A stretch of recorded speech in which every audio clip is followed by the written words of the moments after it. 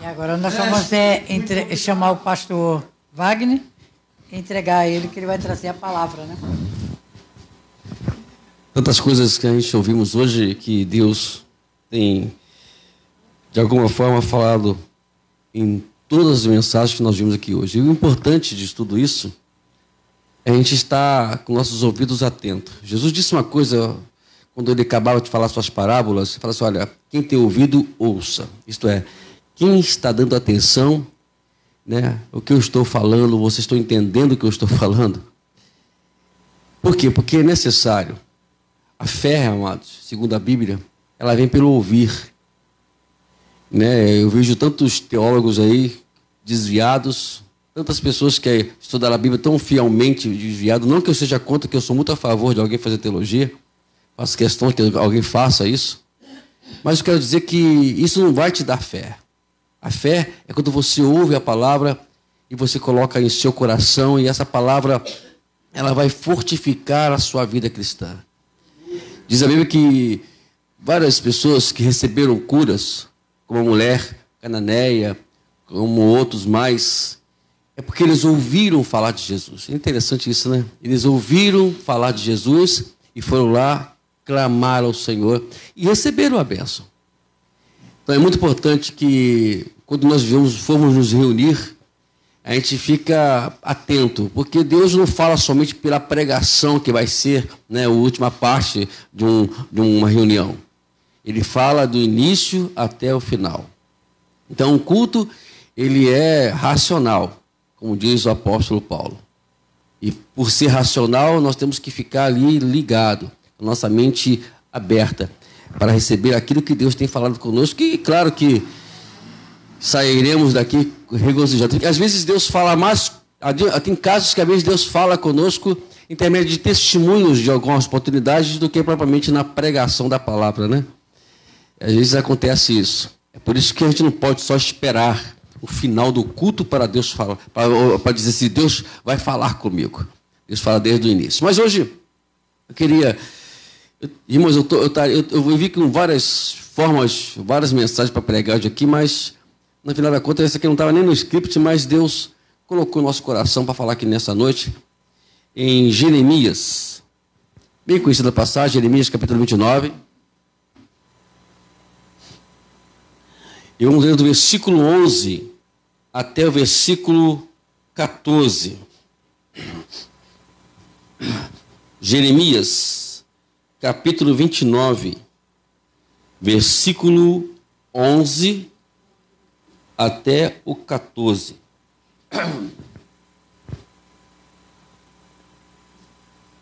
Amém? Diz assim: eu é que sei, que pensamentos tenho a respeito de vocês, diz o Senhor. São pensamentos de paz e não de mal, para dar-lhes um futuro e uma esperança. Então vocês me invocarão, se aproximarão de mim em oração, e eu os ouvirei.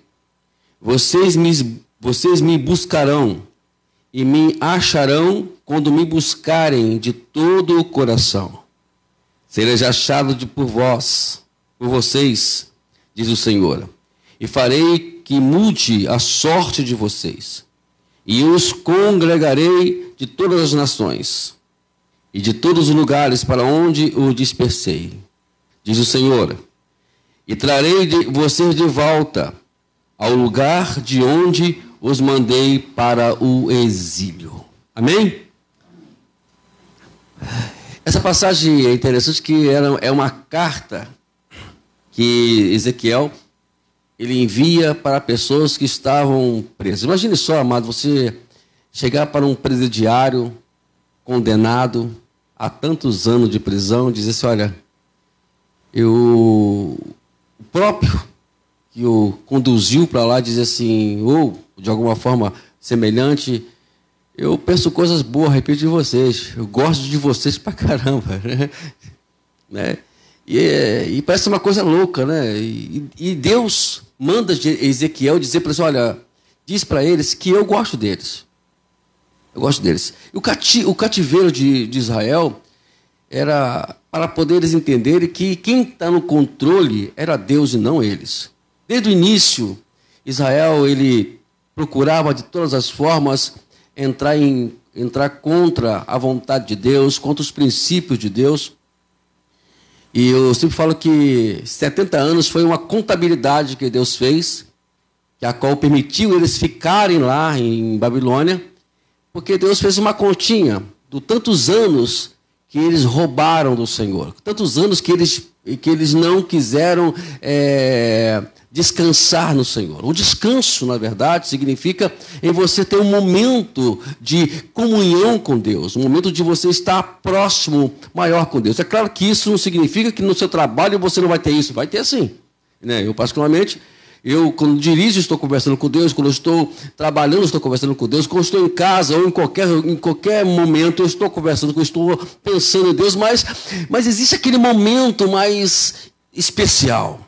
Momento onde você vai dizer assim, olha, eu vou me trancar um pouquinho aqui no quarto, no banheiro, ou na sala, onde for, para eu poder agora ter um momento mais pessoal com Deus. Né? E aonde você vai, de alguma forma, entrar numa intimidade maior com Ele. Israel, na verdade, desde o princípio, Deus deu uma ordem para Israel. Olha, vocês vão trabalhar 6 anos, e no 7º ano vocês não vão trabalhar mais. Vocês vão ficar 1 ano sem trabalhar para descansar a terra e vocês, né, se voltarem somente para mim. É um momento que vocês vão ficar 1 ano me adorando. Você ficou 6 anos trabalhando e 1 ano vocês vão ser somente meu. Mas Israel, parece que o povo ele começou a desandar com na sua forma, a sua falta de entendimento, e acabou não permitindo que isso acontecesse. Israel passou anos e anos, né, vivendo em pecado, errando, adorando outros ídolos. Entra um rei aqui, entra outro ali. Já começou errado porque Deus queria reinar sobre eles e eles acabaram querendo pedir um rei, porque a nação vizinha tinha um rei, eles também queriam um rei. Enfim, fizeram uma lambança com Deus. E Deus contabilizou isso. Juntou tudo direitinho. E um dia chega para Jeremias e fala, diga lá ao povo para eles se entregarem a Nabucodonosor, rei da Babilônia, porque eles vão ter que ficar em Babilônia durante 70 anos. Mas aí o rei, não faz memória, deve ser o Ezequias, não lembro agora, deve ser esse mesmo. E aí tem aqueles profetas que gostam de puxar saco do patrão, né? Não, rei, Deus não vai permitir isso. E acabou que o rei entrou na onda desses profetas falsos e foi resistir à ordem de Deus que foi dada no intermédio de Jeremias. E acabou que, mais tarde, diz a Bíblia que Nabucodonosor entrou, como Deus já tinha previsto, devastou toda Jerusalém, quebrou todas, morreu muita gente, o rei foi capturado, levado para a Babilônia, os seus filhos foram mortos na sua frente, os seus 2 olhos foram vazados, e depois, mais tarde, o rei morre. Não precisava acontecer isso tudo, mas ele provocou a vontade de Deus, que a qual era para eles estarem lá. E tem uma coisa que nós aprendemos nessa história toda, é que a soberania de Deus, ela não pode ser confrontada. A nossa irmã aqui leu sobre Jó, a pergunta que a determinada pessoa fez para ela, ou questionou ela, mas por que Jó sofreu? Mas não temos explicação para isso. Não temos uma razão maior para poder dizer assim, olha, foi por isso que eu sofro, foi por isso que Jó sofreu, foi por isso que Moisés passou por tudo aquilo, foi por isso que Daniel passou por isso, foi por isso que os 3 colegas foram jogados lá. Não tem explicação para isso. Temos que parar de buscar explicações do que acontece conosco. Foi justamente isso que Deus fez com Jó. Né? Onde você estava quando eu criei a terra? Quem é você para poder me questionar? Apenas suporta e apenas aguarde que eu vou dar a solução. O que está faltando hoje para a gente é justamente entender que não é simplesmente eu vou pedir uma explicação a Deus, que somos nós, para pedir uma explicação ao soberano, o Criador dos céus e da terra. Mas Acabou que eles foram para lá, não tem jeito. Presos, agora 70 anos vão ficar em Babilônia. Não tem mais como voltar. Mas Deus, como sempre, como diz lá no Lamentações, capítulo 3, versículo 22, a misericórdia do Senhor, elas são grandes. Ela é a razão de nós não sermos consumidos. E acabou que Deus, pela tua misericórdia ainda, olhando para o teu povo, porque Deus tem uma promessa, tem uma coisa que vocês, todos nós vamos entender aqui hoje. Eu quero que vocês já entendam, mas eu vou relembrar. Todos nós temos uma promessa de Deus. Não é verdade? E por nós termos a promessa, Deus não vai revogar essa promessa. Ele vai cumprir na sua vida, vai cumprir na minha, nas nossas vidas. Mas às vezes nós agimos como Israel, procuramos desviar nossa atenção, deixamos nos levar pelas coisas ou pelas circunstâncias e assim por diante. Não permitimos que Deus trabalhe ou faça em nós aquilo que Ele quer que faça, porque o pecado, enfim, ele faz aquela separação, ela faz aquele obstáculo de Deus chegar até nós, mas Deus vai continuar trabalhando. Pensa que não? Eu aprendi uma coisa, que nada pode ir contra aquilo que Deus quer. Tiramos, mais uma vez, voltamos à história de Jó. Deus cumpriu. Jó perdeu tudo, amados. Imagina que situação. Imagina que tragédia na vida de uma pessoa. Se fosse no dia de hoje, ia passar lá nos telejornais. Olha, um senhor chamado Jó perdeu tudo, a fazenda, a riqueza. E detalhe, ainda caiu, os seus 10 filhos foram mortos queimados. E agora, por último, sabemos que ele agora está coberto de enfermidade. A notícia viria dessa forma. E todos nós ficaremos ali lamentando. Ah, coitadinha dele. Como pode isso? Talvez a irmã, talvez essa senhora, né, irmã Jurema, chegaria assim, mas como pode isso, né? Olha lá. E talvez a gente fazemos esse questionamento. Esses dias eu sou muito sensível a esse tipo de... Quando falo em criança, então aí eu desligo a televisão logo, eu não quero nem ver noticiário. Sou muito sensível a essas coisas todas, né? E às vezes eu fico vendo no telejornal, minha esposa fica meio aborrecida comigo, que eu dei meio-dia, eu já vou lá, ligo a televisão, já fico vendo os noticiários, né? É tanta coisa acontecendo, mas a gente tem que ver, não tem jeito. Não tem jeito. Mas existe resposta para isso? Existem respostas. E no final da história, se nós não conhecêssemos a história de Jó, nós ficaríamos lamentando a vida toda. Mas nós contamos a história de Jó, como contando outras histórias de outros personagens da Bíblia, que nós já conhecemos o final dessa história. A nossa vida é como se fosse um telejornal, uma telenovela. Já viu já, irmãos, como é que é a telenovela? Os irmãos pensavam uma coisa que, é incrível que pareça, os vilões sempre no início se dão bem, é verdade? Já viu? É interessante, esse dia eu estava pensando sobre isso.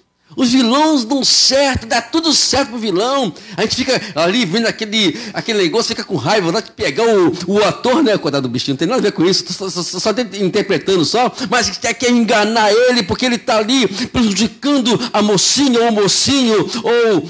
Mas, no final da história, quando acaba a novela, aí o mocinho ganha. Acabou a novela, que chato, né? Não vai poder mostrar depois como é que ele desfrutou da bênção, né? Mas até as telenovelas, os filmes, mostram a realidade que é a vida hoje.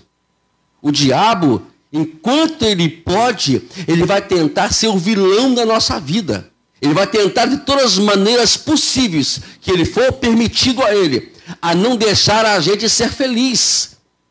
Ele não quer que a gente seja feliz, ele não quer que a gente seja uma pessoa vivendo com insatisfação na vida. Ele não quer isso.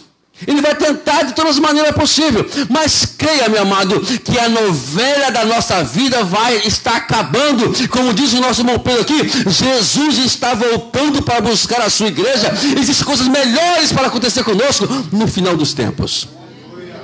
Paulo falou uma coisa que eu gosto, no capítulo 8 de Romanos, versículo 18.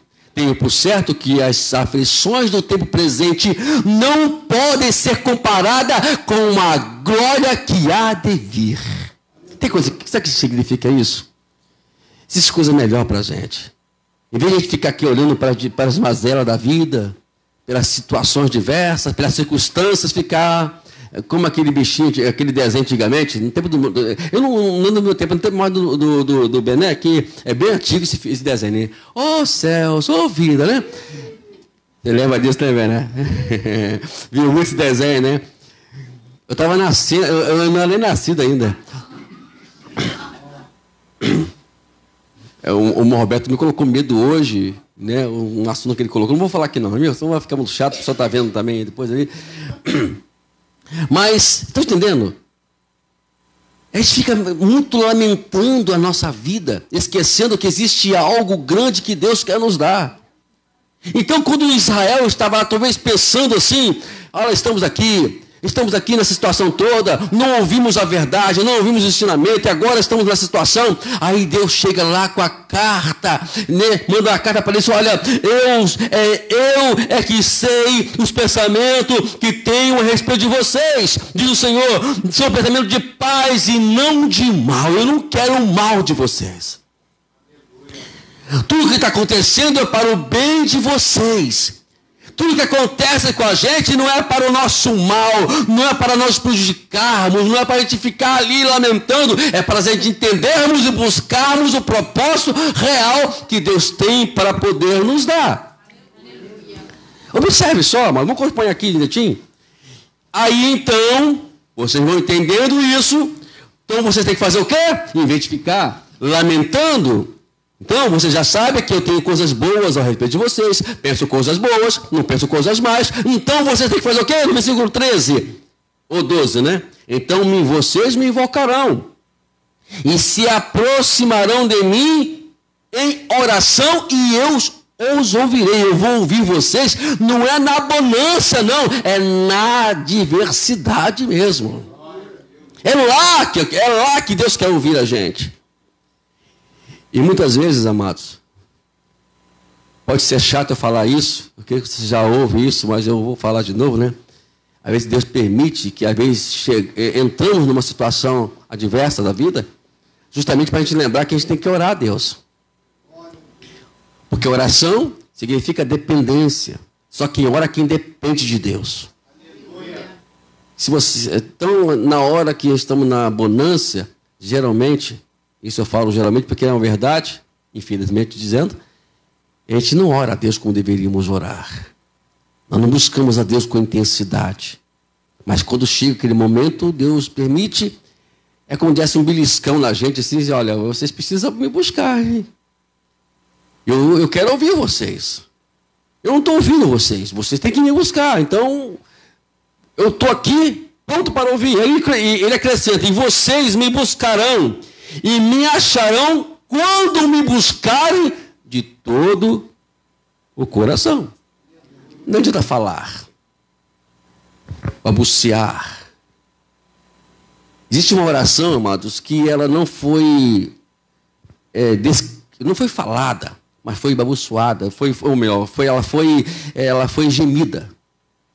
Eu sou de Ana, todo mundo que já conhece. Ana entrou no seu momento crítico.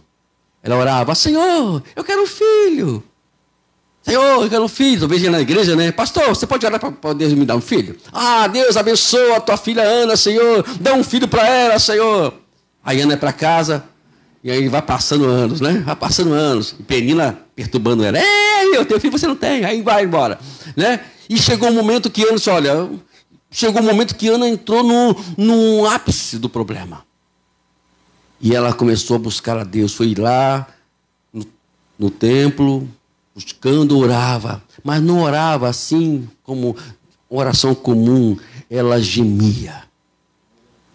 Isso porque ela não orava com a boca, com os seus lábios, com a sua expressão vocal ou com a sua articulação verbal. Não, ela orava com o seu coração. A oração única que Deus ouve é aquela que fala, é aquela que vem do coração.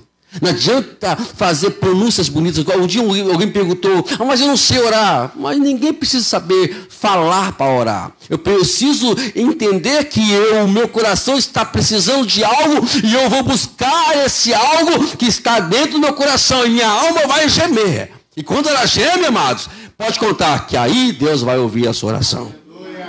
Então, está dizendo, não adianta vocês estarem aí no cativeiro, né, apenas falando ou alguma coisa, não. Vocês, se me buscarem de todo o coração de vocês.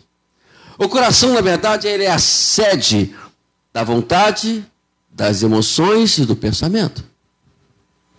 Então, quer dizer o seguinte, se a sua vontade está, se você entender que a vontade de Deus, entender a vontade de Deus, entender as emoções de Deus, entender o pensamento de Deus, a sua oração vai ser respondida. Ele prossegue, vocês me buscarão, aí vocês me acharão. Eu estou olhando errado aqui. Sereis achado por vocês. É o óculos, irmão. Esse óculos está um caso sério. Eu serei achado de vocês, diz o Senhor. E farei com que mude a sorte de vocês. Eu os congregarei de todas as nações e todos os lugares onde te pensei, diz o Senhor. E trarei vocês de volta ao lugar de onde mandei vocês para o exílio. Vocês vão sair daí. Fique tranquilo. Se vocês me procurar, vocês vão me achar. Já viu aquela brincadeira? Aqui acho que muitos já tiveram criança pequenininha, né? E a gente brincava de esconder das crianças, né? Eu lá em casa agora é com neto, né? Um filho tudo grande. E aí, você se esconde. Aí tem uma netinha, a Helena, gente. Tem que dizer aqui, que linda menina. É a cara do avô dela. Mas vamos lá. Aí eu chego assim para ela assim, cadê vovô? Cadê vovô? Ela fica procurando vovô. Vovô vai facilitar. Estou aqui. Aí ela começa a sorrir. Né? E ela procura meu irmão. Procura mesmo, fica procurando, me procurando. Deus está brincando com a gente. Me procura. E a gente fica igual um doido procurando, mas no lugar errado. Vai procurar lá onde não deveria ir. A procurar naquele lugar onde você nunca deveria estar, a buscar em pessoas que a qual não vão te proporcionar solução. Mas se vocês buscarem Ele, na sua palavra vocês vão achar o Senhor. Esse é o maior erro da humanidade. É procurar Deus aonde Ele não está.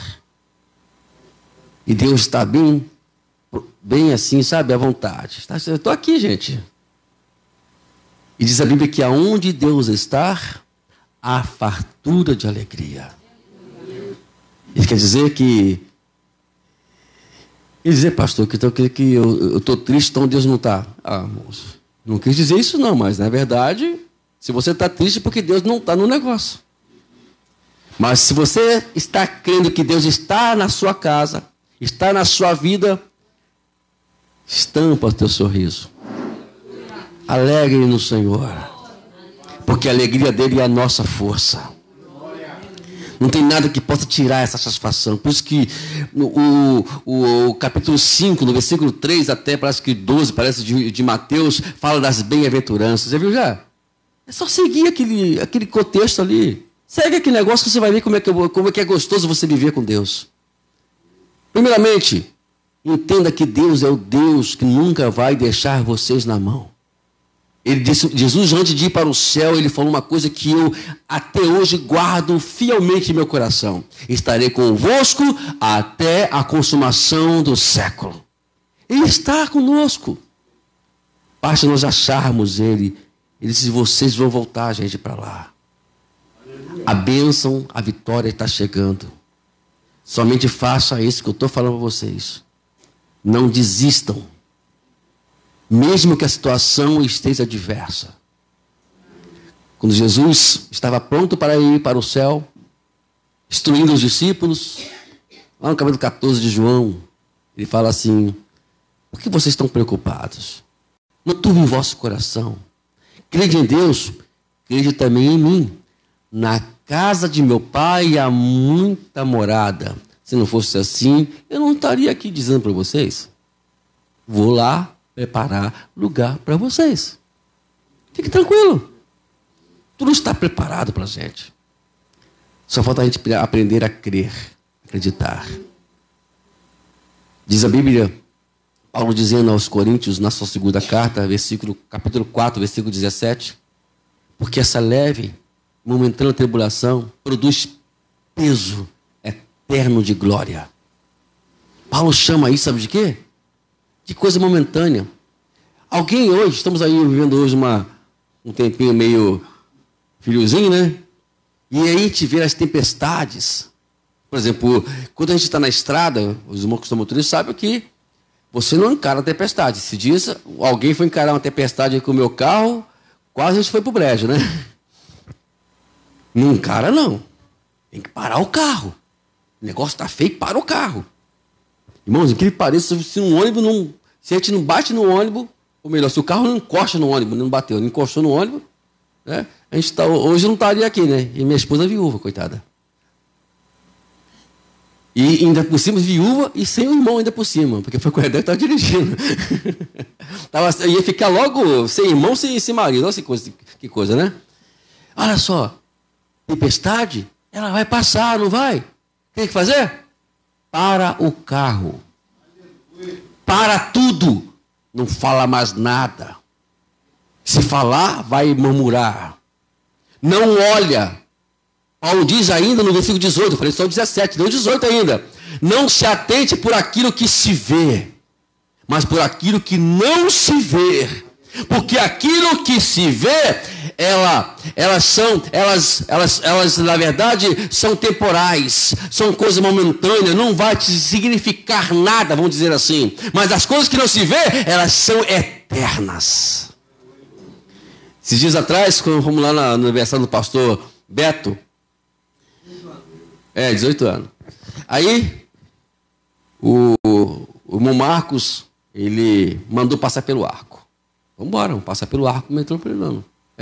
Marco, ele gosta do arco, não sei o que, né? Aí, passamos pelo arco, entramos ali, para Nilópolis e tal. Nem sei onde eu passei, só que o GPS que levou, né? Aí, eu tô lá, dirigindo, acendi uma luzinha esquisita lá no... Nunca acendeu na minha... No GPS, nunca vi aquela luzinha acender no GPS. Aí eu tô meio... O óculos de longe não dá para ver, eu fui encostei um pouquinho, estava escrito assim, lugar de alto risco. O que eu fiz? Me calei. Estava a esposa do irmão Marco lá, que é medrosa, estava a esposa minha esposa, que também é medrosa, e deixar essa mulher toda desesperada, né? Não, vamos com calma. Quando chegar lá, eu aviso. O importante é que os anjos estão aqui, quebrando todo o laço. Vamos embora. Irmãos, lugar é esquisito mesmo. Feio demais, né, pastor? O pastor conhece a casa da Ararana, né? E chegou lá, todo mundo no aniversário, culto vai, culto vem, come aqui, bebe aqui, porque essa igreja foi de Cristo, come pra caramba, Deus me livre. Aí vamos lá. Chegou lá, aí disse assim, irmã, agora a senhora entendeu o que é andar por fé e não por vista. Né? Porque se você olha o que estava escrito lá no GPS, todo mundo ia tremer. Isso aqui, aquele lugar de Nilópolis ali, é perigoso. Isso aí chegamos, estamos vivos, amados. Sabe o que é o nosso problema hoje? Que a gente vive em menção daquilo que a gente vê. A gente quer ver. Não, irmãos. Vamos lá, para terminar hoje a nossa conversa aqui. Quando você for orar, fala, Senhor, venda os meus olhos. Que eu não olhe mais a dificuldade, eu não olhe mais as adversidades, as situações adversas, não. Venda meus olhos, que eu possa ver o Senhor. Todos os homens da Bíblia, que nós conhecemos que foram vencedores, Davi, Moisés, Abraão e outros mais, todos eles tiveram esta visão da fé. Abraão, se ele fosse olhar pelas vistas, orar por vista, ele não seria hoje conhecido o pai da fé, o pai das nações. Davi, imagine só, 1,60 m, quando mais, quase 3 metros de altura na sua frente, e o homem fortão, cheio de todos os amparados de guerra com ele, e ele apenas com uma funda, com uma tiradeira, vou dizer assim na nossa linguagem hoje, na mão. Mas ele olhou pela fé. Moisés, diante de toda aquela dificuldade que ele passou, ele olhou pela fé. Se você olhar pela fé, as coisas vão fluir melhor. Está faltando isso para a igreja hoje, para a gente. Vamos parar de querer, vamos procurar parar de olhar. Perseverar mais nas nossas orações. Orar mais. Quanto mais você orar, quanto mais você buscar a Deus, mais você vai conseguir sensibilizar os seus ouvidos e a sua visão. Hoje a gente ouve tantas coisas ruins no trabalho, na rua, tantos lugares, a gente ouve tantas coisas que o objetivo dessas conversas todas é neutralizar a nossa fé. É que o diabo quer. O diabo sabe que a fé, ela remove as montanhas. E ele vai querer de tudo possível não permitir que você seja feliz. É o que nós estamos pregando hoje.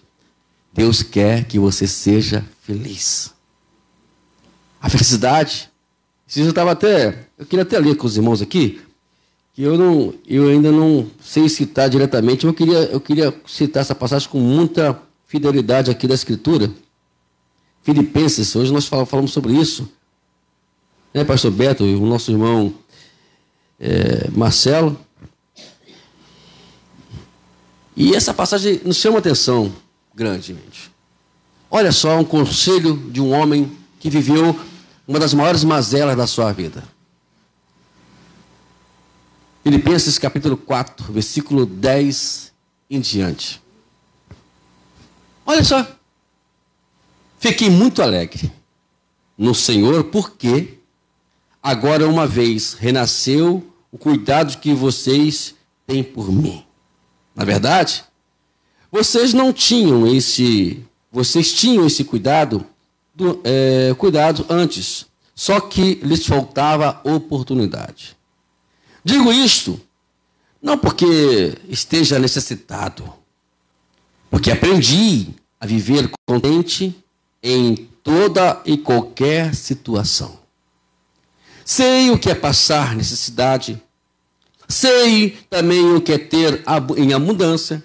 Aprendi o segredo de toda e qualquer circunstância. Olha só que interessante. Tanto de estar alimentado, como de ter fome. Tanto de ter abundância, como de passar necessidade. Paulo aprendeu tudo isso. Paulo falou assim, passar fome? Já passei muito já. Sei, amor. Isso não tira minha alegria. Necessidade? Também já passei muito, também não tira minha alegria.